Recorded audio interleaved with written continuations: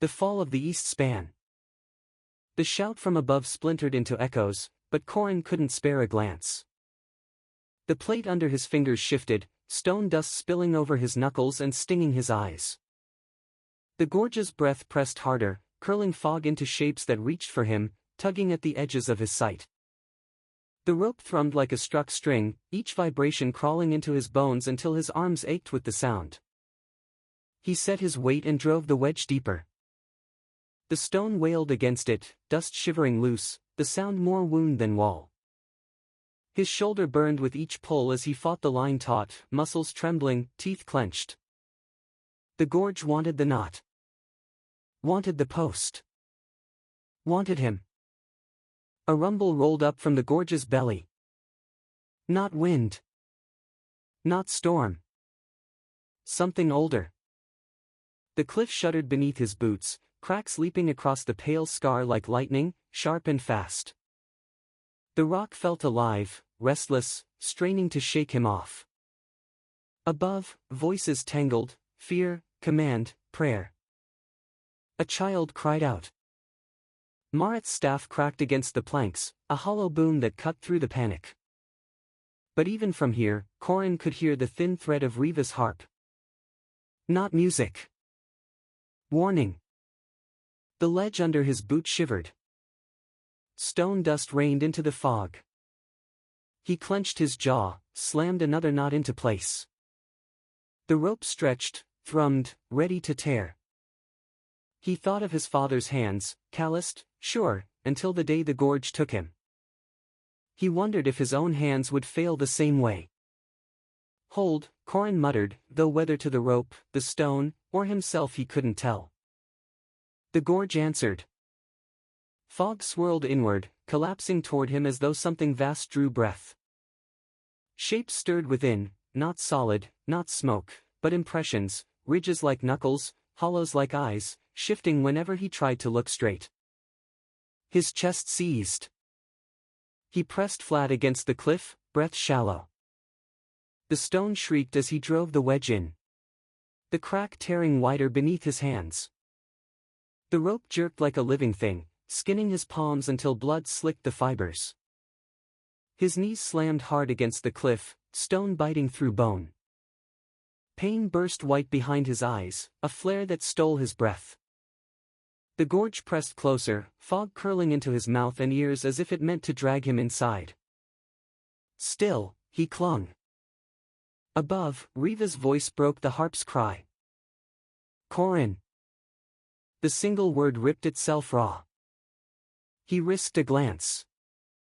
She was on her knees at the terrace edge, harp pressed tight to her chest, eyes wide and wet. Around her, villagers leaned over the rails, faces pale, mouths moving soundless in the roar. Another groan from the cliff, deeper, final. The ledge gave. For an instant he was falling. The gorge rose to meet him, fog swallowing breath and sight. Above, the main line whipped free in angry coils, burning his shoulders as it slid. He lunged for it, fingers scrabbling for the hook at his belt. This is it. Like him. Riva's face seared brightest, pale eyes wide at the rail. Behind her, Mareth's steady gaze, the staff that had always steadied him. Then the children, pressed together in the lantern hall, their small hands knotted tight. Not yet. Not while they're watching. Then the last knot, the loop he'd driven through the post ring, snagged. The jolt tore through him, yanking his body back into the cliff. His feet left the ledge and never returned. He slammed into stone, ribs flaring in white-hot pain, teeth clattering. Suspended now, he hung from the line clipped to his belt and anchored by that ragged knot, the rope whining and fraying above him, still holding, though only just. The anchor held. Barely. Every muscle in his body screamed. His vision blurred. The gorge pressed close, cold against his skin, whispering in a tongue made only of breath. He wanted to close his eyes, to let go, to stop the pain. But the hollows' faces burned in his mind, Riva's, Mareth's. The children's pressed together in the lantern hall. He forced his hands to move. Slow, tearing. Another knot. Another grip. The rope held. The shard braid above flared, brighter than it had since dusk. For a heartbeat the hollow glowed silver, every face lit, every eye turned down to him. Then the light guttered. The gorge's breath surged, hot and cold together. The anchor wailed, a sound like sinew ripping. Corrin braced. Stone split. The world lurched. Half the east span groaned and tore loose, timbers shrieking, homes splintering as they slid into white. Screams ripped the air. The braid itself shivered, lines snapping one by one. Corrin's last knot locked. His rope screamed, fibers parting strand by strand. He slammed his arms around the post, the jolt nearly tearing him from himself. The gorge roared. Above, Riva's harp let out one last, strangled chord, then silence. Corrin hung in the void, arms shaking, rope fraying in his grip. The hollow's weight rested in his burning hands. Silence followed the roar. Not true silence, timbers still groaned, ropes still whipped in the fog, but the kind of silence that comes after loss, when ears cannot take more. The east span was gone. Entire terraces had vanished into the gorge, leaving only stumps of posts, raw and broken. Shards of stone still crumbled into the mist, swallowed without sound. But the shard braid still held. Corrin's knots had caught. The tearing had stopped with the east span. Without that anchor, the snap would have raced the braid clean through the hollow, dragging half the town into the gorge with it.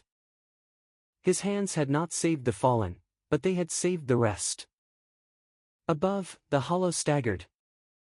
Families clung to what remained, eyes wide with horror. Some called names. Some wailed. Some stood mute, as if the fog had taken their voices with their homes. Corrin could not see their faces clearly through the blur, but he heard them, grief cracking into the air like more broken timbers. His arms shook. His chest heaved. Blood slicked his palms where the rope had eaten skin away. He dared not loosen even a finger. The rope creaked. Still held. Against all reason, it held. From above, footsteps pounded. A shape appeared at the edge, Riva, leaning so far she had to be pulled back by another hand. Her eyes found him through the mist. She did not speak. She only raised her hand, fingers trembling, and pressed it to her chest. The braid flickered once more, weak and thin, but steadied. Corrin pressed his forehead to the cliff and closed his eyes, every breath a knife. He did not know if the hollow was saved. He did not know if he would climb back. But the rope had not broken. Not yet.